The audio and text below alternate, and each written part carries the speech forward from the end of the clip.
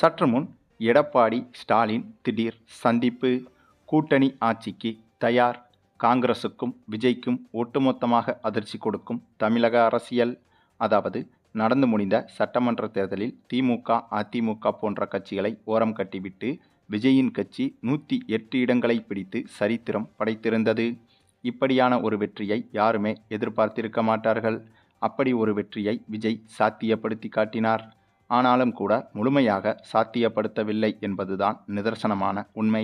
அதற்கு காரணம், தமிழ்நாட்டில் இருக்கும் 234 தொகுதிகளில் 118 தொகுதிகளை பிடித்தால் மட்டும்தான் சிங்கிள் மெஜாரிட்டியாக ஆட்சியை பிடிக்க முடியும். அதாவது ஒரு கட்சியோ அல்லது கூட்டணி கட்சியோ ஆட்சி அமைப்பதற்கு குறைந்தபட்சம் தமிழகத்தில் 118 தொகுதிகளில் வெற்றி பெற்றாக வேண்டும். ஆனால் விஜயின் கட்சியோ 108 இடங்களில் மட்டுமே தான் வெற்றி பெற்றது. ஆகவே இன்னும் 10 இடங்கள் பின்தங்கியிருக்கிறது. இதன் காரணமாக விஜய் ஆட்சி அமைக்க வேண்டுமென்றால் மற்ற சிறு சிறு கட்சிகளின் ஆதரவு தேவைப்பட்டது. அதன் தொடர்ச்சியாக 5 தொகுதிகளில் வெற்றி பெற்றிருக்கும் காங்கிரஸ் கட்சியின் உதவியை விஜயின் கட்சி நாடியது. அதற்கு காங்கிரஸ் கட்சியும் இப்போது ஆதரவு அளித்துள்ளது. இதனால் விஜயின் கட்சியின் 108 தொகுதிகளும் காங்கிரஸ் கட்சியின் 5 தொகுதிகளும் இணைந்துவிட்டால் 113 தொகுதி வந்துவிடும். கூடுதலாக இன்னும் 5 தொகுதிகள் வந்தாலே போதுமானது. இதுவும் கூட விஜய் நினைத்தால் சாத்தியம்தான். ஏனென்றால் காங்கிரஸ் கட்சி வருவதற்கு முன்பாகவே டிடிவி தினகரனின் கட்சியான அமமுக கட்சி விஜய்க்கு ஆதரவை தெரிவித்துவிட்டது. ஆகவே அமமுகவிடம் ஒரு எம்எல்ஏ இருக்கிறது. அதை சேர்த்தால் 114 தொகுதிகள் விஜய் கட்சிக்கு கிடைத்துவிடும். இதுபோக பாமகவிடமும் பேச்சுவார்த்தை நடத்தி வருகிறார் விஜய். அப்படி பாமக வந்துவிட்டால் அவர்களிடமும் 4 தொகுதிகள் இருக்கிறது. அதையும் சேர்த்துவிட்டால் 118 மொத்தமாக கிடைத்துவிடும். அதே சமயம் ஒருவேளை பாமக வரவில்லை என்றாலும் கூட விசிக, கம்யூனிஸ்ட் போன்ற கட்சிகள் விஜய் கட்சிக்கு வருவதற்கு தயாராகத்தான் இருக்கிறது. அதை அவர்கள் சமீபத்தில் நிருபர்களிடம் கொடுக்கும் பேட்டிகள் மூலம் நம்மால் புரிந்து கொள்ளவும் முடிகிறது. ஆகவே பாமக வரவில்லை என்றாலும் விசிக, கம்யூனிஸ்ட் கட்சிகள் வந்துவிட்டால் அதிலும் 6 தொகுதிகள் கிடைத்துவிடும். ஆகவே எப்படி பார்த்தாலும் சிறு சிறு கூட்டணி கட்சிகளை விஜய் பக்கம் இழுத்து கொண்டாலே விஜயால் எளிதாக ஆட்சியை அமைத்துவிடலாம்.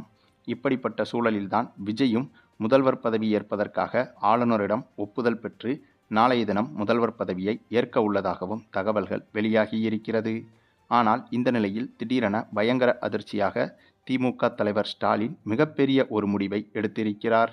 ஆமாங்க, இதுநாள் வரையிலும் திமுகவுக்கு ஆதரவாக இருந்து இப்போது முதுகில் குத்தியது போல செய்தது காங்கிரஸ் கட்சிதான். ஆகவே இந்த இடத்தில் விஜயை கூட ஓரளவுக்கு திமுக மன்னித்து விடலாம். ஆனால் காங்கிரஸ் கட்சி செய்த இந்த துரோகத்தை மன்னிக்க முடியாது என்று திமுக முடிவெடுத்துள்ளது. இப்போது மிகப்பெரிய வரலாற்று முடிவையும் அதற்காக எடுக்க உள்ளது. அதிமுகவின் பொதுச் செயலாளர் எடப்பாடியை சந்தித்து அதிமுக கூட்டணியும் திமுக கூட்டணியும் இணைந்தாலே எளிதாக ஆட்சி அமைத்து விட முடியும். ஆகவே அந்த ஒரு கணக்கை மனதில் வைத்து முதல்வர் ஸ்டாலின் எடப்பாடியை சந்தித்து பேசி வருவதாகவும் தகவல்கள் வெளியாகியிருக்கிறது. ஏற்கனவே இது குறித்த தகவல்கள் அதிகாரப்பூர்வமற்ற முறையில் பேசப்பட்டதாகவும் அதற்கு எடப்பாடியும் ஓகே சொன்னதாகவும் தகவல்கள் வெளியாகி வந்தது. அப்படி ஒருவேளை திமுக, அதிமுக கூட்டணி இணைந்துவிட்டால் உடனடியாக திமுக வெற்றி பெற்ற ஏதேனும் ஒரு தொகுதியில் சம்பந்தப்பட்ட வேட்பாளர் வாபஸ் வாங்கிவிட்டு அந்த தொகுதியில் மீண்டும் முதல்வர் ஸ்டாலின் போட்டியிட இருப்பதாகவும் அந்த தேர்தலில் வெற்றி பெற்று ஸ்டாலின் முதல்வராகவும் எடப்பாடி துணை முதல்வராகவும் இணைந்து செயல்பட இருப்பதாகவும் தகவல்கள் வெளியாகியிருக்கிறது. ஆகவே இந்த ஒரு செய்தி விஜய்க்கும் காங்கிரசுக்கும் மிகப்பெரிய இடியை இறக்கியுள்ளது.